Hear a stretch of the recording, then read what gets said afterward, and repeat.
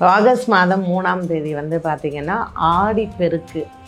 இந்த ஆடிப்பெருக்கு வருஷா வருஷம் ஆடி மாதம் 18ஆம் தேதி நம்ம கொண்டாடுறோம். ஏன் ஆடிப்பெருக்கை நம்ம 18ஆம் தேதி கொண்டாடுறோம் அப்படிங்கிறத ஃபஸ்ட் நீங்கள் எல்லாம் தெரிஞ்சுக்கோங்க. இது வந்து சூரியன் வந்து 32 நாள் கடகராசியில் இருக்கார். ஆடி மாதத்தினுடைய நடு நாளாக ஆடி 18 நாம் கொண்டாடுறோம். நாட்டு மக்களுக்கு பஞ்சம் இல்லாமல் இருக்கணும் அப்படிங்கிறதுக்காக இந்த 18ஆம் பெருக்கை நதிகளுக்கும் ஆறுகளுக்கும் நம்ம ஸ்ரீரங்கத்தில் கோவில் எடுத்துக்கிட்டோம்னா ரங்கநாதர் வந்து அன்றைய நாளில் அம்மா மண்டபத்துக்கு போவார். 18ஆம் பெருக்கு அன்னைக்கு பெருமாள் போகும்பொழுது காவேரி தாயாருக்கு சீர் எடுத்துட்டு போவார். எந்த ஊரில் இருக்கீங்களோ உங்கள் வீட்டு நீர்நிலை ஒரு கிணறு இருக்கலாம், இல்லை ஒரு போர்வெல் இருக்கலாம். அதனால் போருக்கு பக்கத்தில் ஒரு விளக்கேற்றி வச்சு நீர்கள் நமக்கு வற்றாமல் இருக்கணும், எப்பொழுதுமே இந்த நீர் சுரக்கணும், நமக்கு நல்லபடியாக பயிர்கள் வரணும், பஞ்சம் இல்லாமல் இருக்கணும் அப்படிங்கிற பிரார்த்தனையை உங்கள் வீட்டு தெய்வத்திட்ட வைங்க. ஆடி 18ஆம் பெருக்கு அப்படிங்கிறது வந்து எனக்கு வேலை கிடைக்கணும், எனக்கு ஐஸ்வர்யம் வரணும் அப்படிங்கிறது வேண்டிக்கிறதே கிடையாது. பூமிக்கு அடியில் இருக்கக்கூடிய நீர் வளமாக இருக்கணும்.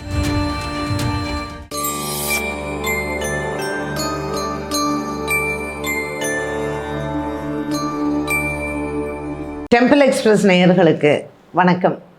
ரொம்ப நாள் கழித்து நான் டெம்பிள் எக்ஸ்பிரஸில் ஒரு நல்ல பதிவு போடணும் அப்படின்னு நான் நினச்சிட்டு இருந்தேன். ஆகஸ்ட் மாதம் 3ஆம் தேதி வந்து பார்த்திங்கன்னா ஆடிப்பெருக்கு. இந்த ஆடிப்பெருக்கு வருஷா வருஷம் ஆடி மாதம் 18ஆம் தேதி நம்ம கொண்டாடுறோம். ஏன் ஆடிப்பெருக்கை நம்ம 18ஆம் தேதி கொண்டாடுறோம் அப்படிங்கிறத ஃபஸ்ட் நீங்கள் எல்லாம் தெரிஞ்சுக்கோங்க. ஆடி மாதத்தில் வந்து எப்பொழுதுமே வந்து பார்த்திங்கன்னா 32 நாட்கள் வரும். இது ஏன் ஒரு ஆனி மாதமும் சரி ஆடி மாதமும் சரி அதிக மாதம்னு சொல்லுவோம்.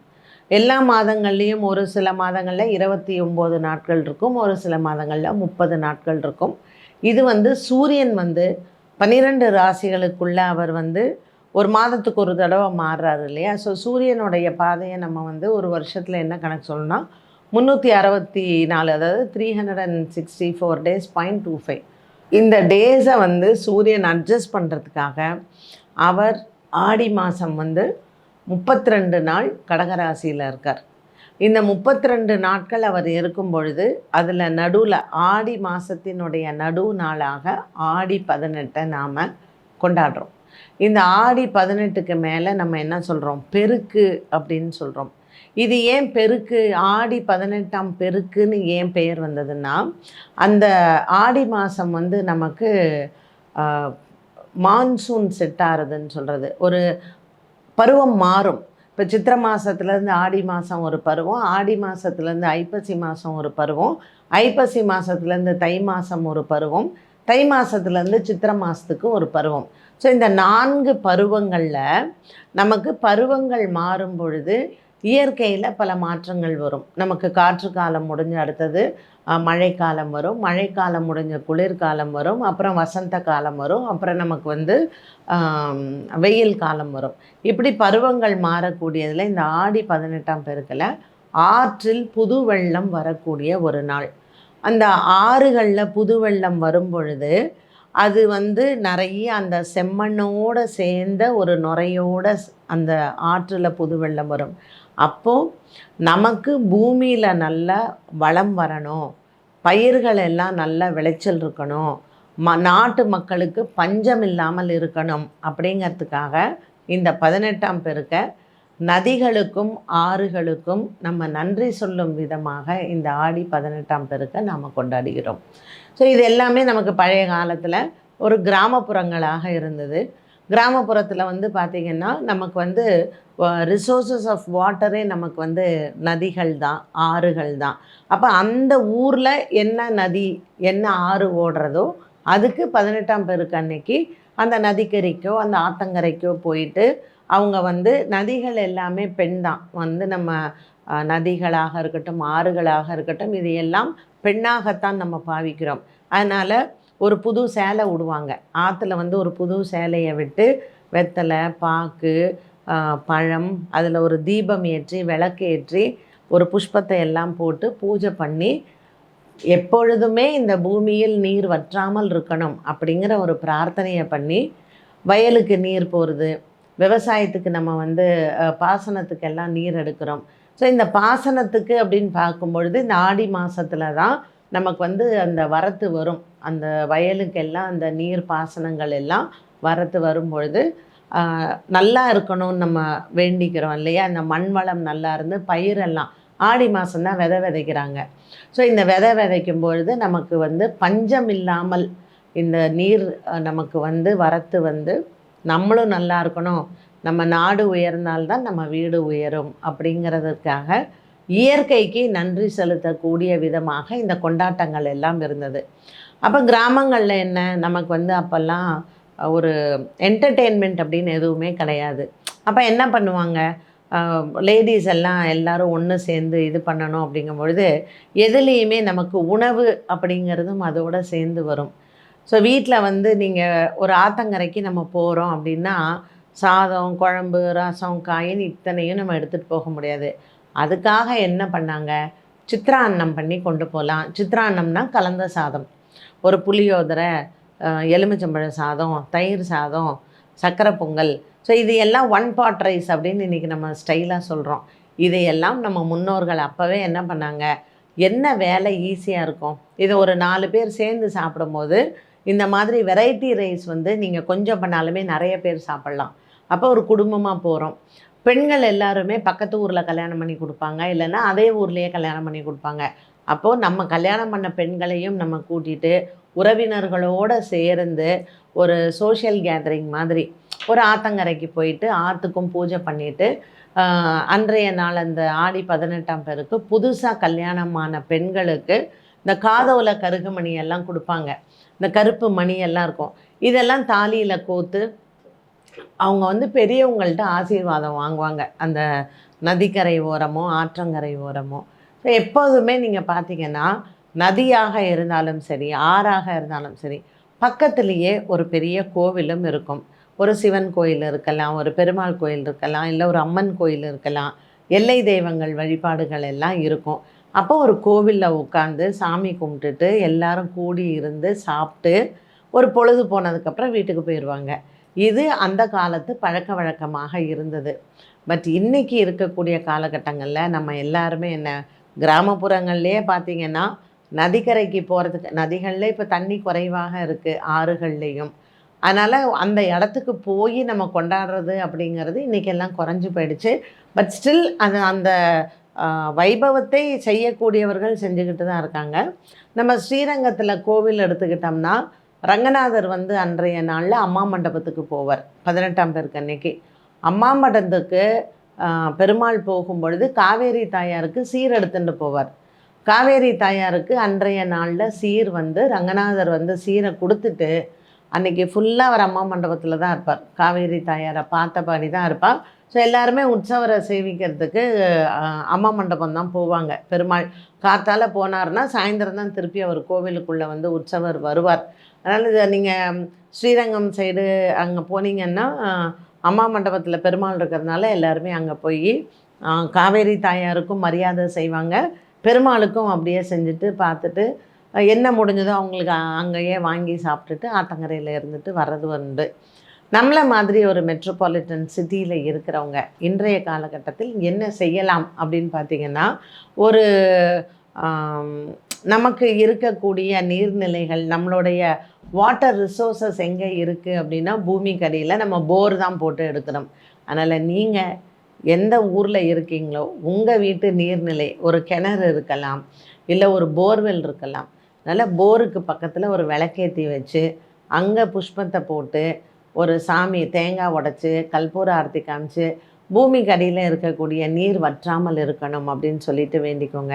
இன்றைய கால சூழ்நிலையில் இது ரொம்ப ரொம்ப அவசியம். ஏன்னா நம்ம இப்போ இருக்கிறது வந்து ஒரு எல்னினோ எஃபெக்டில் இருக்கும். எல்னினோன்னா என்னமோ டெய்லி யூடியூப்பில் நம்மளும் பார்க்குறோம் அப்படின்னு நீங்கள் நினச்சிப்பீங்க. இந்த எல்னினோ வந்து 150 வருஷத்துக்கு முன்னாடியும் இதே போல தான் வந்தது. பஞ்சம் ஏற்பட்டது.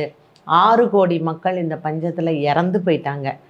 இந்த மாதிரியான ஒரு நிலைமை இப்போ வரக்கூடாது அப்படின்னு தான் எல்லாருமே நம்ம பிரார்த்தனை பண்ணுறோம். ஆனால் இப்போது இந்த எல்னினோ எஃபெக்ட் பசிபிக் கடலில் அடியில் பூமியினுடைய அந்த கடலுக்கு கீழே இருக்கக்கூடியது அதிகமான உஷ்ணத்தை கொடுப்பதனால பூமிக்கு கீழே நீர் வறட்சி ஏற்பட்டு பஞ்சம் வருவதற்கான நிலை உருவாகுது.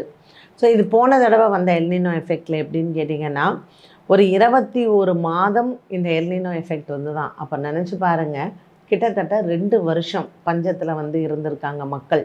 இந்த மாதிரியான ஒரு நிலைமை இப்போ வரக்கூடாது அப்படின்னு நம்மளும் பிரார்த்தனை பண்ணிக்கலாம். இந்த ஆடி 18ஆம் பெருக்கில் உங்கள் வீடுகளில் நீங்கள் பூமிக்கு கீழே இருக்கக்கூடிய நீர்கள் நமக்கு வற்றாமல் இருக்கணும், எப்பொழுதுமே இந்த நீர் சுரக்கணும், நமக்கு நல்லபடியாக பயிர்கள் வரணும், பஞ்சம் இல்லாமல் இருக்கணும் அப்படிங்கிற பிரார்த்தனையை உங்கள் வீட்டு தெய்வத்திட்ட வைங்க. ஏன்னா நம்ம நாடு நலமாக இருந்தால்தான் நம்ம வீடும் நலமாக இருக்க முடியும். இந்த ஆடி 18ஆம் பெருக்கில் நம்ம வீட்டில் என்ன மாதிரியான பூஜைகள் செய்யலாம் அப்படின்னு பார்த்தீங்கன்னா, இப்போ நீங்கள்லாம் ஒரு கேட்டட் கம்யூனிட்டியில் இருக்கலாம், ஒரு போர்வெல்லில் போய் நம்ம போய் பூஜை பண்ண முடியுமா அப்படின்னு நீங்கள் நினைக்கலாம். ஸோ நீங்கள் தனி வீட்டில் இருந்தீங்கன்னா கணத்தடியில் நீங்கள் பூஜை பண்ணலாம், இல்லை உங்களுடைய போர்வெல்லில் பண்ணிக்கலாம். நீங்கள் ஒரு ஃப்ளாட்டில் இருக்கீங்க, ஒரு கேட்டட் கம்யூனிட்டியில் இருக்கீங்க, என்னால் வெளியிலலாம் போய் செய்ய முடியாது, பட் இருந்தாலும் எனக்கு வந்து நாடு நல்லா இருக்கணும்னு நான் நினைக்கிறேன், அதனால் நான் வீட்லேயே இந்த பூஜை பண்ணுறேன் அப்படின்னு நீங்கள் நினச்சிங்கன்னா, காலையில் ஆடி 18ஆம் பெருக்கு அன்னைக்கு, அது திங்கக்கிழமை வந்து வருது. ஸோ சந்திரனுக்கு வந்து ரொம்ப உகந்த நாள், நீர் அப்படின்னாலே சந்திரனுக்கு உகந்த நாள் தான். நீங்கள் என்ன பண்ணுறீங்கன்னா, ஒரு நல்ல நீங்கள் உங்கள் வீட்டில் இருக்கக்கூடிய பித்தளை சொம்பு எடுத்துக்கலாம், அப்படி இல்லைன்னா காப்பரில் இருக்கக்கூடிய சொம்பு, வெள்ளி, ஸ்டெயின்லெஸ் ஸ்டீல் மட்டும் எடுக்காதீங்க, இரும்பு வேண்டாம். இந்த ஒரு சின்ன டம்ளரோ இல்லை சின்ன சொம்போ தூய்மையான நீர் எடுத்துக்கணும். அந்த நீரில் 2 மல்லிப்பூ போடுங்க, 2 துளசி போடுங்க. அந்த இதில் வந்து உங்கள் வீட்டில் என்ன பச்சைக்கல் பூரம் இருந்தால் பச்சைக்கல் பூரம் போட்டுக்கலாம். ஸோ வாசனையான பொருட்களை போடலாம். சில பேர் வந்து இந்த ஜாபத்திரிலாம் போடுவாங்க, அதெல்லாம் வந்து நீங்கள் அதை என்ன சொல்லுவோன்னா, ஜென்ரலாகவே நம்ம வாட்டரை வந்து கங்கா அப்படின்னு தான் சொல்லுவோம். ஸோ கங்கே கங்கே கங்கே அப்படின்னு சொல்லுவாங்க. இப்போ உங்கள் வீட்டில் ஏதாவது பூஜைகள்லாம் பண்ணி ஐயர் வந்து சங்கல்பம் பண்ணிக்கிறச்சே பார்த்திங்கன்னா, அந்த தண்ணீரில் தான் எல்லாத்தையும் போட்டு கையை வச்சு மூடி ஒரு மந்திரம் சொல்லுவாங்க. அது என்னென்னா, நம்ம எங்கெங்கே என்னென்ன புனித நதிகள் இருக்கோ அது எல்லாமே நம்ம அந்த செம்பில் வந்து அது அடங்கினதாக ஒரு அர்த்தம். ஸோ நமக்கு தெரிஞ்ச கங்கா, காவேரி, யமுனா, கோதாவரி, கிருஷ்ணா, உங்களுக்கு என்ன நதிகள் அப்போ மனசில் வருதோ நீங்கள் அந்த பெயரெல்லாம் சொல்லி அந்த புஷ்பத்தை எல்லாம் போட்டு ஒரு செம்பு தண்ணீரை உங்கள் வீட்டு சுவாமி ரூமில் விளக்கு பக்கத்தில் வைங்க. வச்சுட்டு ஏதாவது நெய்வேத்தியங்கள் நம்ம பண்ணலாம். நம்ம வந்து பொதுவாக நீங்கள் நிறைய பேர் வீட்டில் வந்து பார்த்திங்கன்னா, இந்த ஆடி 18ஆம் பெருக்குனாலே கலந்த சாதம் தான் பண்ணுவாங்க. நீங்கள் வந்து அன்றைக்கி சுவாமிக்கு ஒரு புளியோதரை கொடுக்கலாம், இல்லைன்னா எலுமிச்சம்பழ சாதம் நெய்வேத்தியம் பண்ணலாம், தயிர் சாதம் நெய்வேத்தியம் பண்ணலாம். ஸோ இந்த நெய்வேத்தியம் பண்ணிவிட்டு நம்ம இதை ஒரு 4 பேருக்கு தானமாக கொடுத்தா ரொம்ப விசேஷம். நீங்கள் ஒரு அன்னதானம் பண்ணுற இதில் ஒரு 11 பேர் இல்லை ஒரு 21 பேர் உங்களால் எவ்வளோ முடிஞ்சதோ பண்ணலாம். சுமங்கலி பெண்களுக்கு அன்றைய நாளில் தாம்பூலம்லாம் வச்சு கொடுத்து மஞ்சள் கயிறோடு நம்ம கொடுக்கும் பொழுது நம்மளுடைய சுமங்கலி யோகமும் பெருகும், நம்ம வீட்டில் மங்கள காரியங்கள் எல்லாம் நிறையா வரும். அப்படிங்கிறதுக்காக அன்றைய நாள் சுபங்களையும் மங்களங்களையும் கொண்டாடக்கூடிய ஒரு நாள் தான். அதனால் அன்றைக்கி வந்து வீட்டில் சண்டை போடுறதோ இல்லை பெண்கள் அழறதோ, அதாவது ஜென்ரலாகவே நம்மளுடைய மைண்டில் வந்து பார்த்திங்கன்னா இந்த ரொம்ப சிறிய புத்தி அப்படின்னுவோம்.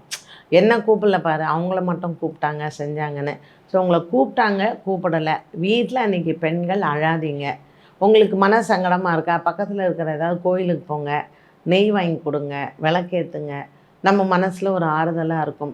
முடிந்த வரையில் அன்றைய நாளில் மற்றவர்களுக்கு நம்ம என்ன தானம் பண்ணலாம், உணவு தானம், அன்னதானம் பண்ணுறதோ, வஸ்திர தானம் பண்ணுறதோ, முடியலையா ஏதோ கோயிலுக்கு போனோமா, சாமி கும்பிட்டோமா, நம்மளால் முடிஞ்சது அந்த அம்பாளுக்கு ஒரு புஷ்பத்தை வாங்கி கொடுத்தோமா, அதுவும் நமக்கு பலனை தரும். நம்ம வந்து பெரிய அளவுக்கு செஞ்சால் தான் பலன் வரும் அப்படிங்கிறதே கிடையாது. ஆடி 18ஆம் பெருக்கு அப்படிங்கிறது வந்து எனக்கு வேலை கிடைக்கணும், எனக்கு ஐஸ்வர்யம் வரணும் அப்படிங்கிறது வேண்டிக்கிறதே கிடையாது. பூமிக்கு அடியில் இருக்கக்கூடிய நீர் வளமாக இருக்கணும். அதனால் நீர்நிலைகள் மாதம் மும்மாரி மழை வரணும், நீர் வளம் நல்லா இருக்கணும், இதுக்காக வேண்டிக்கோங்க. இது வந்து பொதுநலமாக நம்ம வேண்டக்கூடிய ஒன்று தான். ஸோ உங்களுடைய நாடு நல்லா இருக்கும் பொழுது நம்மளுடைய வீடும் நல்லா இருக்கணும். அதனால் இந்தியா நல்லா இருக்கணும், இந்திய மக்கள் நல்லா இருக்கணும். நமக்கு எந்த ஊரில் தான், ஏன்னா ராஜஸ்தானில் வந்து ரொம்ப வறட்சி வரும். ராஜஸ்தான் பகுதிகளில் வந்து பார்த்திங்கன்னா பஞ்சம் ஏற்படுவதற்கான நிலைமை அதிகம் இருக்குது அப்படிங்கிறது தான் புவி ஆராய்ச்சியாளர்கள் சொல்கிறாங்க. அப்போது நம்மளுடைய இந்தியாவில் ராஜஸ்தான் வறட்சியில் இருக்குது அப்படின்னா நம்ம தமிழ்நாடு மட்டும் சந்தோஷமாக இருக்க முடியுமா? இல்லையா? அதனால் இந்தியா நல்லா இருக்கணும் அப்படின்னு வேண்டிக்கோங்க. இப்போ இருக்கக்கூடிய கால சூழ்நிலையில் கிரகநிலைகளும் அவ்வளோவா நமக்கு சாதகமாக இல்லை. அதனால் நீங்கள் நவகிரகங்களையும் வேண்டிக்கிட்டு மக்கள் எப்படி இருந்தாலும் நல்ல ஒரு வளமான நாடாக நம்ம இருக்கணும், அப்போ தான் நம்மளும் நல்லா இருப்போம் அப்படிங்கிற நல்ல எண்ணத்தோடு இந்த ஆடிப்பெருக்கை கொண்டாடலாம்.